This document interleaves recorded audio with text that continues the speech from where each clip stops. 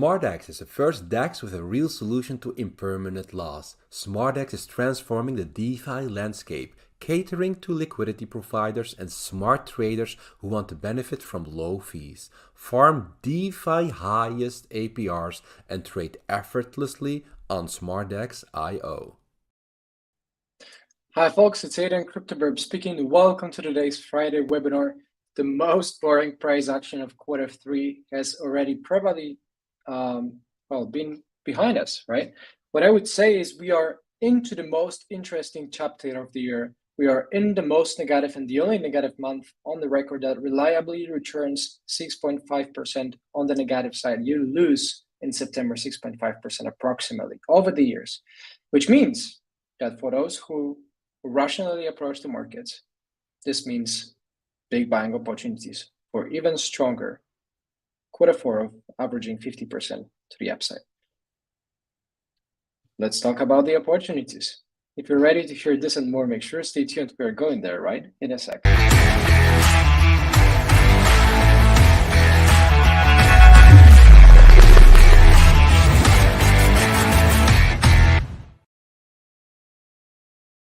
That's it. Agents, Duncha CryptoBirb, welcome.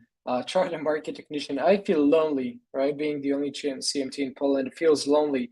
However, I do hope to inspire you guys a little bit to approach the technical analysis in the reliable, statistical, knowledgeable manner.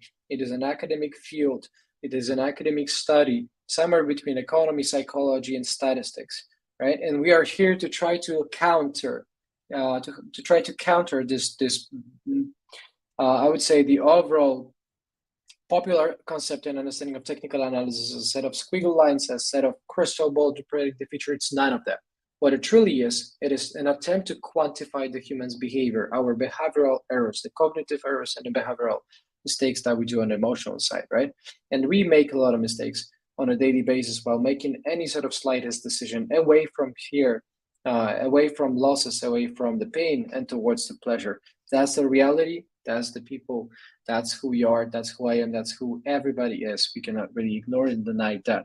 Still, we can learn how to tame our emotions.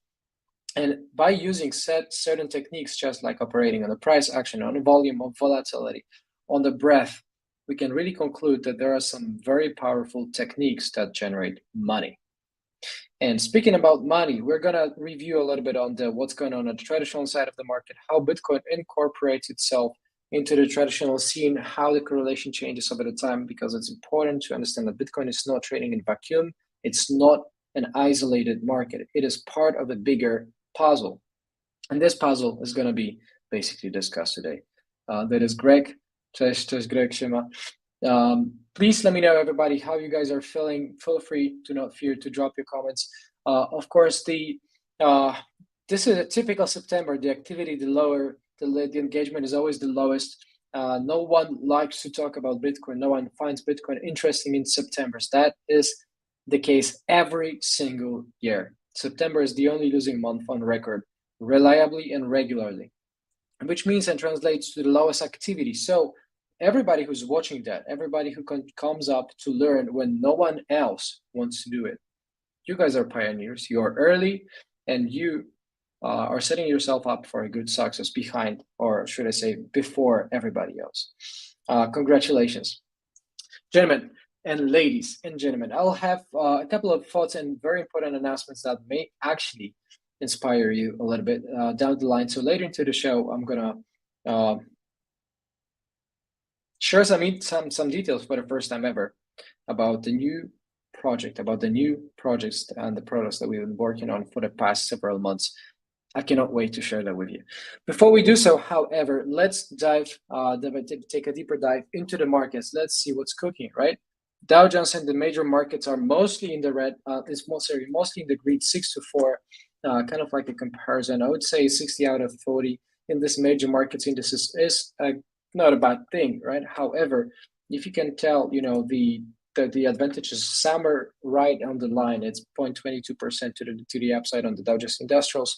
It's not necessarily the strongest advantage, right? And we are showing the seasonal weakness. September is not only the worst month on the record for Bitcoin, is also the worst month on record for indices for stocks, right? So having a look at the trading setup right there with the weakness of the bearish crossover 20-day moving average crossing below 50-day moving average, which is rising, tells me that this is a short-term weakness with a more longer-term, well-defined bull market that is continues to climb. Even though it's slowing late locally, it still moves higher. The 200 the long-term trend defined by the long-term 200-day moving average, climbing higher basically translates to a bull market. This is a definition of a bull market. S&P 500 is basically up 0.22%. Again, similar consequences. It's actually in this local corrective move. So again, textbook, literally textbook correction, August, September. This is a typical quarter three. Right? What can I say? Those had always been the expectations. This is what traders who apply the seasonal studies among their technical works are basically well aware of the seasonal weakness towards the end of quarter four, quarter three, August and September. So are we surprised? I wouldn't say we're surprised because it comes up in line with the expectations. We're trading somewhere around the 20-50-day moving average resistance that I would call in there this way right now, right? Typically, when the market moves up, and is above certain trend line moving average, there is a chance that this moving average is going to work as a support or resistance, right? And when the price action is above that, it may have this impact of support right beneath, right? So losing this support, that often is induced by the anchoring effect, the behavioral error, where we anchor our, there is an information processing error that basically tells us that to rely on certain numbers for some reason without really knowing why it works, right? So even though we do not necessarily know whether that the support is going to hold or not, we don't know the future. It still makes us think and look at the past data, see when the market stopped, see the market when the market was halted, and expect that there was going to be some reaction. And because many people expect certain reaction at specific level, the market tends to react out of fear or out of greed, right? So seeing the slowing movement on the 50-day average, and a little bit of a corrective 20-day setup, we are still looking at a well-defined bullish market, right? The bull market has been with us since March, basically, for the stock market. Very well, nicely done breakout above 4,200, where we spent a lot of time basically consolidating around 4,200. However, since the moment we broke above 4,200 reliably, we accelerated and saw this major, beautiful rally towards 46. So it's a powerful rally with local seasonal weakness. On the ETF sectors, right? On the stock market sector spiders. What we're looking at a positive XLY, which is a good thing. We're looking at a positive, strong 1.32% XLE energy, which is not so much positive. Higher energy prices means less disposable income, because higher costs. The higher the cost, the less money you have to spend on your own good stuff that are discretionary in the markets, right? So it kind of like drains the energy and the steam and the liquidity out of the markets. Rising energy is not a good thing. We're looking at green materials, green technology, a little bit, green utilities, green communication services, which is pretty interesting. So there's a little bit of a 50-50 kind of like a situation, even though most of the stocks are in the green, right? Except for, again, the consumer staples, the defensive side, healthcare, industrial. I would say somewhere on the line, with the energy being the strongest performer, right? So the energy is the strongest performer. That's not necessarily the most constructive thing you can get out of this chart. The 30-year bond prices defined by the USB, by the index, are up 0.11%, which is not big, right? We're kind of like showing a lot of weakness, even though the 200-day trend has slowed. It's not in the bear market anymore. It's slow, right? But it's in some sort of like a stagnancy rather than the bearish side. The primary main trend is flat, which is important information. We stopped dropping in July, or in June, I should say. That doesn't stop overall still the very weak technical weakness, weak picture of the 30-year bond prices, I would say, right there, right? Defined by the declining 50-day moving average trend. So the medium trend is down, the short-term trend is down, and the long-term trend is flat. So this doesn't necessarily mean anything bullish. It's bearish. If anything, still it's getting milder, right? So it's like the winter is closing, winter is finishing. It's getting somewhere into the spring slowly.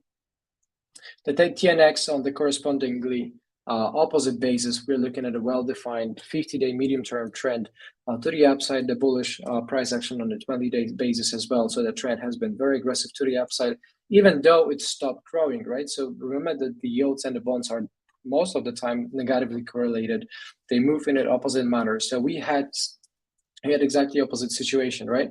The long-term trend is flat, the short-term and medium trend are to the downside, and here's opposite. The long-term trend is flat, and the medium up and short-term trend are upwards, right? So, well, most important message out of that is that this is not necessarily a bull market anymore. This may well be the last kind of like a last movement, last session of the bulls in this bull market. We'll see, however, right? We don't know the future. The CRB is somewhat positive, right? Again, flat 200-day moving average, so it's not necessarily the strongest bull market instance. It's good that it's making higher highs and higher lows. The Dow theory is basically telling you and calling it an upward trend. The two positive crossovers, the 20-day moving average and 50-day moving average above the long-term trend, tells you that the short-term and the medium-term trend is stronger than the long-term trend and outperforming, which is a good thing eventually for those who hold the commodities, right? For the precious metals, gold is very well defined bull market upward trending, even though it's stalling locally for the several past months, right? The moving averages are kind of like flat or slightly declining. Silver is a very well defined bull market as well, right? And I'm not talking about my opinions, I'm talking about the observations that are made based on the numbers. The numbers tell you that this red curve defined by the 200-day moving average is climbing higher. This is a very direct definition of a bull market, right? So silver and gold are in the bull market, even though they had been stalling slightly for the past several months. So that's what we are. That's what we are. Industrials, Dow Jones Industrials from the longer term perspective, again, are somewhat in line with what's going on the I would say on the just transportation at the bottom, right? It's showing local weakness. However, you might want to be aware that we are on the lower lows already, right? We're on the lower lows versus the Dow Jones Industrials. So what the Dow Jones Industrials did, it showed a little bit of outperformance, showed a little bit of strength, while the Dow Jones Transportation rolled back to the downside already, right? Which is not necessarily the most constructive thing. Again, Dow theory assumes that the averages must confirm each other for the healthiness, if there is such a word, for the healthy state of the trends, right? Without that, we're basically trapped in this disparity. And this disparity tells us and informs us about certain tension going on behind the Dow Jones Industrials and the transportation. And it's not necessarily constructive. It's not healthy. It's wobbly, right? It's wobbly, and it's there's a lot of very important information. S&P 500 again, very well defined bull market. So far, holding the main supports, looks fairly better. Having got close to the filling the breakaway gap there, those gaps tend to often, or windows, as the Japanese technicians would say, tend to be closed or filled, more often than not.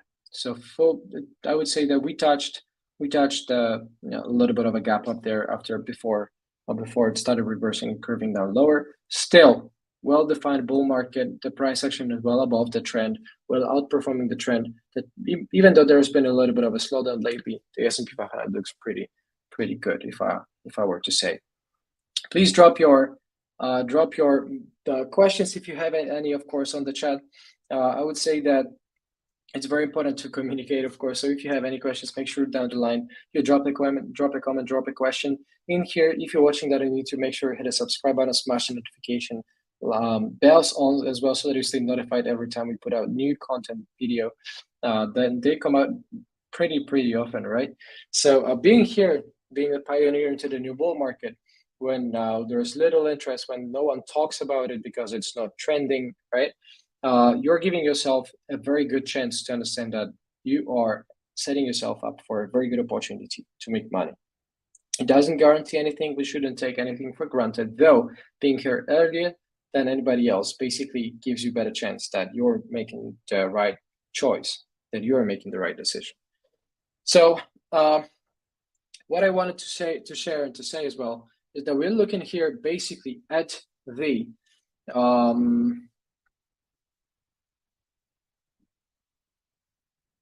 at two charts. First of all, hopefully it's yeah, it's getting shared, screen shared. Well, so we are here somewhere showing a little bit of relative strength, right? This is relative strength study between XLY and XLP. This is a risk on versus risk off ratio. It tells you about the overall, I would say, risk anticipation and the risk appetite from investors. The ratio going higher basically means that the XLY outperform XLP, and it is a positive thing, constructive for the bulls. And the opposite case, where the XLP wins and the ratio declines, is basically negative thing and more of a good thing for the bears. So far, the case has been that we've seen the market rotation ever since 2023 started. After the midterm bear market that we got to see last year, there was an immediate rotation since the 2023 rolled over. And the market rotation basically is translated and depicted in the sequence of higher highs and high lows. We continue to make higher highs and high lows on the trend basis, right? And on top of that, we're backed by a rising 200-day relative strength moving average trend. So the trend rising basically is impossible to argue that, right? Undeniably, this is a bull market, and even the biggest laggard, this ratio is lagging a lot. While stocks, started moving, well, crypto basically bounced heavily in January, while stocks started moving in a reliably higher manner in early April. This curve had only started moving higher in August, basically, right? In August or somewhere in July. So there's a 3-month lag behind the bull market, a confirmation from the stock side, right? And yet, even this lag, even this slow mover, the slow confirmation is already higher and climbing higher on the trend basis, right? It tells me that we're looking at a even better defined bull market instance, right? The higher the ratio goes, the more risk appetite we've got. So there is a rising risk appetite. Rising risk appetite translates to being able to, or being more prone, willing to invest more, to give more money to the market, to bet more, right? That's what it means. The more money in the market, the more the steam, the more volume, the more transaction, the more meat that can push the prices higher eventually. And I hope it makes sense. And I've got a somewhat of an important, I would say, point that you guys might want to take away, right? So before I roll over to the Bitcoin chart and how it translates to halving, because I have a couple of thoughts down the line, I wanted to tell you about something, right? So for the past several months, we had been working very hard in the Burbness to create new things for the people, to give yourselves better prices for education. Well, you guys in the United States very, very well know how much education costs, right? It is an incredibly high cost. And we found a way to provide our services as the Burbness officially at way lower costs than we would do in the past. And of course, there is a whole pricing update. Again, for perhaps some of you are going to get interested. I'm going to be much more vocal about it in the next days. You still keep your 10% reduction cost when compared to 1 month when you pick up 3-month subscription, right? And yearly subscription comes up with a 20% off reduction in cost, right? So there's before $99, right now it's $69. Before B Pro, $99 on $79, and then now.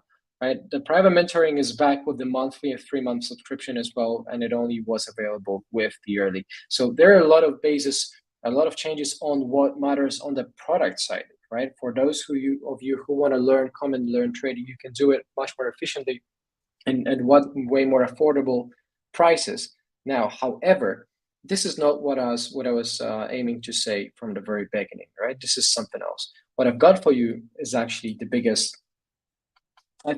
game changer that we ever released. So for the past several weeks, I've been asking many questions. I've been throwing a lot of tweets, a lot of posts about the giveaways, about winning money.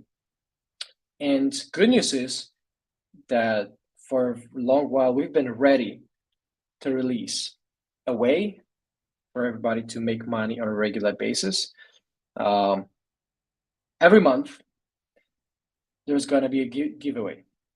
And we're going to be launching something that is called the Hyper Giveaway Project. And this is the first time I'm sharing that with you. So you're the pioneers, the Hyper Giveaway Project. And before I, of course, spoil all the information, I haven't released that anywhere yet. You are the first people I'm talking about it to you, right? What it does, every month you're gonna stand a chance to win money. Every month, that quote is supposed to get bigger and bigger, right? Every month, you're gonna get a chance to win the rewards by acquiring a very cheap ticket, right? So what we're gonna do, we're gonna basically give you the opportunity to make money with virtually no risk, right? We took a lot of time, a lot of months of work with the regulators, with licensing, with making sure that everything is compliant and legal on the Twitter side, that everything is legal on our side as well. And we did it. We did it successfully, and we are ready to launch the Hyper Giveaway project. And it's coming probably in the next 2 weeks or so, maybe earlier, right?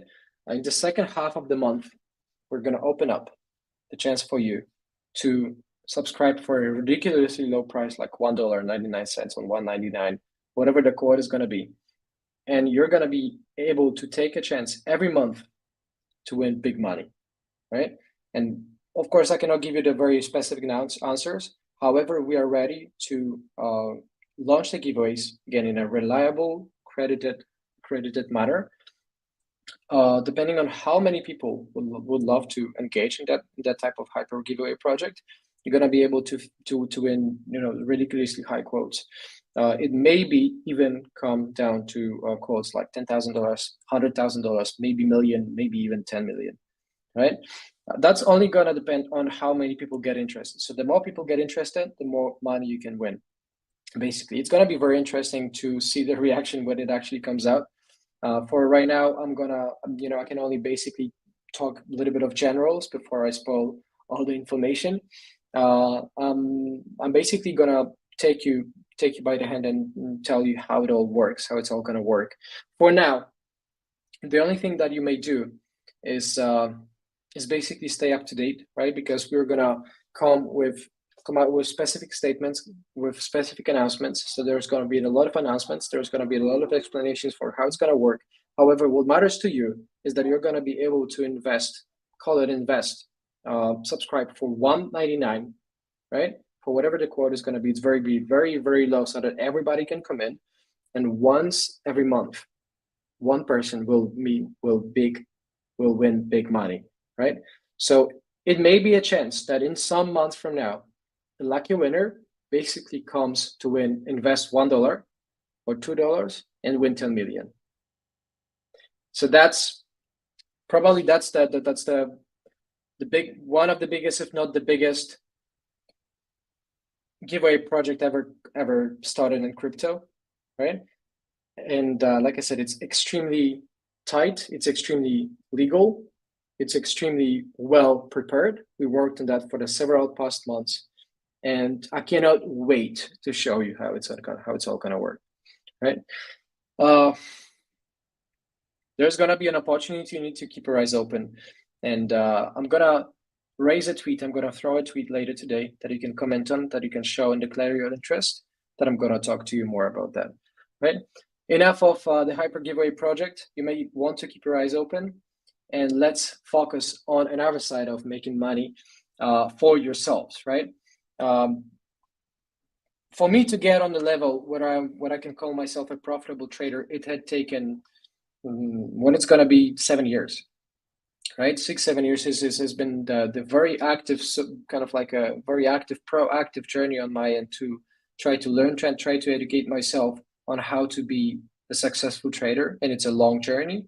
It's impossible to achieve that overnight. However, with the right tools, with the right education, you can do it faster and much faster than me, right? If I did it, you can do it for sure. Still, coming back to Earth, Bitcoin $2 with the 200-week moving average, with the 50-week moving average, both are moving up. This is a good note. This is also a confirmation of a bull market. Good note is also that we're holding the support of $25,000. This is also a good note, right? The moment we may lose it, it's probably it may get a little bit uglier.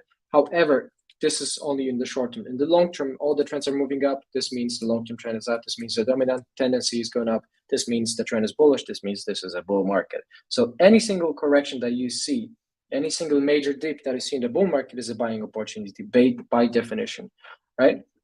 So last time I was in an interview with David Keller CMT on the Stock Charts platform. I was basically talking about the potential buy zone between 24,000 and 27,000, right? We're of course right here, right now. Perhaps we drop lower. No one knows the future, right?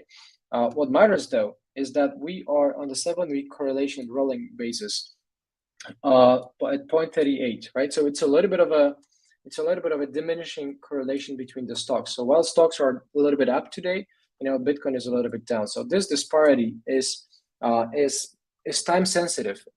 It basically is dynamic. It changes over the time. Most of the time, however, Bitcoin stays in the positive side of the correlation, right? So most of the time, Bitcoin trades just like stocks or very similar manner to stocks. In this context, to S&P 500. However, once in a while, you find Bitcoin trading kind of like differently, right? And this bottoming side below zero is when the correlation is negative, when the relationship is inverse, and Bitcoin may trade higher and stocks lower, and vice versa. So stocks higher and Bitcoin lower. So that seems to be the case right now, right? The diminishing average correlation is telling us that this is still positive, about, let's call it 30% of the chance of the time Bitcoin is going to behave like stocks. However, it's in the diminishing return, it's in diminishing form, right? So we need to be careful a little bit about that, because knowing that September is the only losing month on record and it's negative month, bearish month for stocks as well, we wouldn't necessarily want to make bullish decisions in the short term. We wouldn't want to buy and sell in September. We wouldn't want to buy and sell in the next couple of days because it's full of weakness, especially the second half of the month is weak, right? The second half of the month is weak, which translates basically to the information that if you planned your entries, you might want to hold on to towards the second half of the month or a bigger dip, whichever comes first, right? Again, we have no idea what's coming in.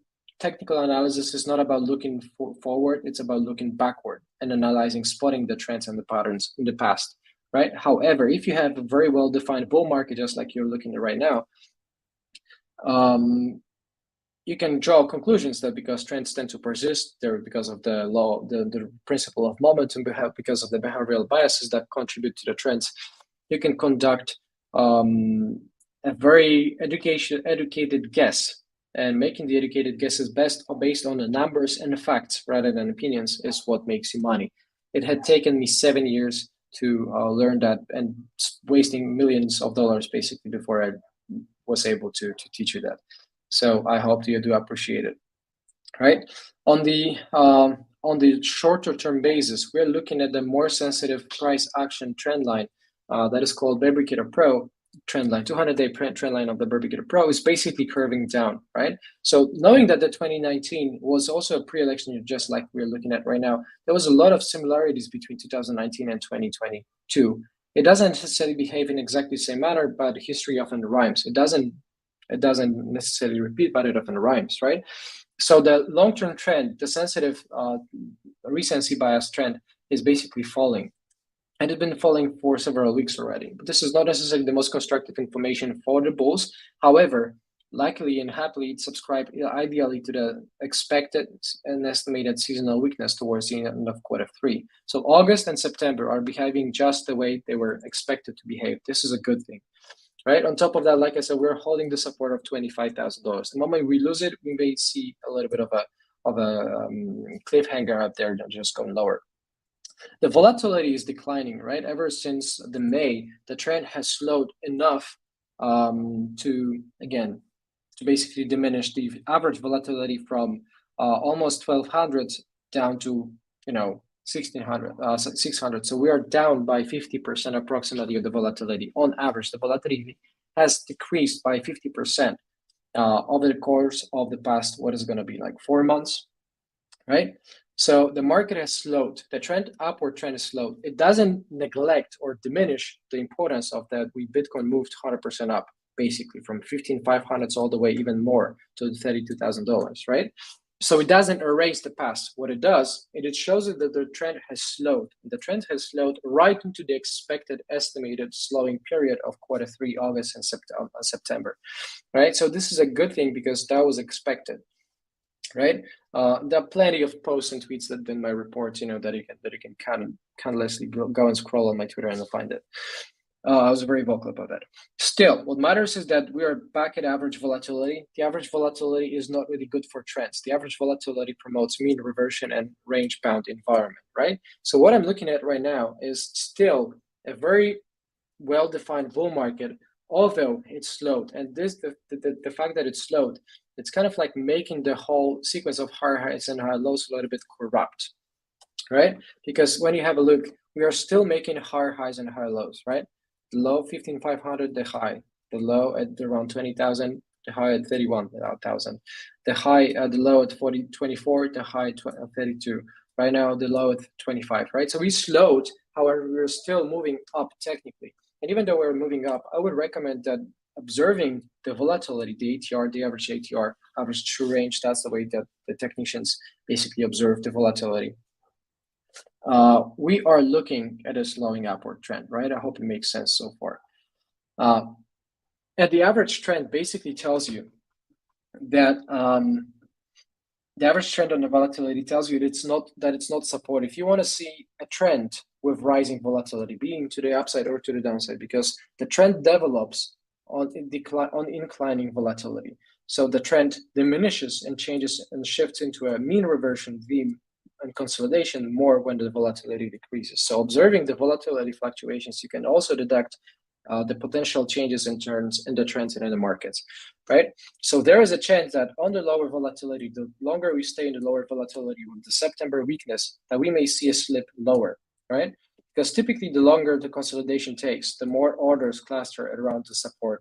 And when the support breaks, the more orders have clustered, around that level. Basically, there is a chance that this support breaches. Some of the support breaches, the more and the bigger of the breakout of an explosive breakout it becomes. So the short term, the perspective is rather bearish, right? However, this short-term bearish perspective is subscribing itself to a very well-defined bull market overall. So again, it's about sniping and hunting the opportunity for purchase, probably for the next 2-3 years. That's what at least I'm gonna do, right? To add in and search for a spot to chip in for the long-term position. The last time before Bitcoin probably breaks all-time high, right? We're talking about some bigger dip. I don't know. I have no idea where it's going to be. Perhaps it's going to be about 20,000. Perhaps it's going to land somewhere around 20, 23, 24. Perhaps it's going to stay here, consolidate and rally immediately upwards. Who knows? We don't know that, right? What we know is only on the left-hand side. What we know is that the trend is slowing. What we know is that the volatility is low, promoting range-bound environment, so little action, more uncertainty, more order clustering, and just flipping between support and resistance in that channel. Right, and all we know is that if the channel eventually breaks, that there is a more of an explosive reaction to it, right? So again, Q4 averages out 50% return. So if you buy on October 1 over the last 13 years, and if you sell on the end of a year, you're up 50% on average every year. If you do it and if you buy September 1 and sell October 1st every month over the last 13 years, you're down 6.5% on average, right? So there's a huge chance, because typically what happens is you see a September corrective bottom by the dip opportunity right ahead. The biggest rally starts in Q4, and we're talking at 6.5% to the downside versus 50% to the upside on the Q4. So by buying into Q4 on October 1st and holding typically until the end of a year, you tend to average out 50% return on your position. 50. That's a lot of money. Hope it makes sense. And before I ramble yourself to death, guys, this has been I would say 30 minutes or so, talking about the seasonalities, talking about the charts, talking about the facts and numbers, not my opinions, right? If we are to talk about the halving, which is something that I'm going to drop another post, I'm going to post it right after this webinar, drop it on Twitter. So feel free to wait ahead for the Twitter post up there. We're talking about the positive two things. First of all, Bitcoin always rallied after the halving. Those are the halving dates, right? The first halving, second halving, third halving, and the fourth halving that is coming April 13th next year. The fact is that every single time the new halving came up, we got a significant portion of growth after the halving towards the peak. So the first halving generated halving to peak 90x, right? 9,000%. The 30x growth came in the next halving. 7x growth came in 2020, 2021, right? For this halving. So we see diminishing growth, diminishing returns from the halving towards the new all-time high. Is there a reason to believe that Bitcoin is not going to make all new all-time high, or is going to basically start curving down and then falling after halving? Of course, there is a chance. However, the chance is really ridiculously low, right? So I'm going to talk about that deeper in the video that I'm going to record and drop it on Twitter real quick. However, the fact is that after every halving, this is the fact number one. After every halving, Bitcoin generated significant growth, 90x, 30x, and 7x. That's a lot of money. That's a lot of X's. That's a lot of ways to multiply your earnings. And the fact number two is that Bitcoin never came back to its halving price. It never came back to its halving price. This is a halving price. Bitcoin never came back to it. This is a halving price. Bitcoin never came back to it. This is a halving price. Bitcoin never came back to it. So we got two facts. First of all, after every halving, you get to earn a lot of shitloads of money. 90x, 30x, 7x, that's a lot of money. And fact number two is that Bitcoin never came back to the price of the halving. And with that thoughts, gentlemen and ladies and gentlemen, I want to leave you with, I hope that there are more women coming into this space, right? I keep repeating gentlemen because in truth is we are 90% of male viewers basically up there. And I'm very much aware of that. And how cool would it be if we get to see more and more women really get interested in that, right? Interested in Bitcoin, interested in this amazing technology, and what it can truly do, and what it can truly, the ways that it can truly create wealth. I appreciate the watching that. If you watched it and if you enjoyed the webinar, make sure to hit the subscribe button on YouTube. If you're watching that on Twitter, make sure you drop a comment, drop a like, drop some questions also on YouTube. I'll do my best to go through them along with my team and answer them. Until then, please keep your eyes open. The Hyper Giveaway project is coming. This is going to be an opportunity to commit with $1 or $2 and win eventually even million or even 10 million. We're going to start slow.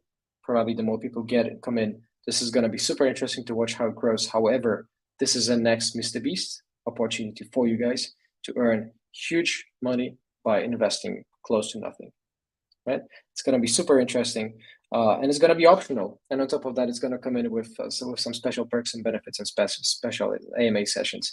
So thanks for your time. Thanks for watching. Keep your eyes open. The Hyper Giveaway project is coming. You may not want to miss out on this one. More details in the video coming right on the Twitter post. Stay tuned. God bless you all. See you around. Thanks for coming. Bye-bye.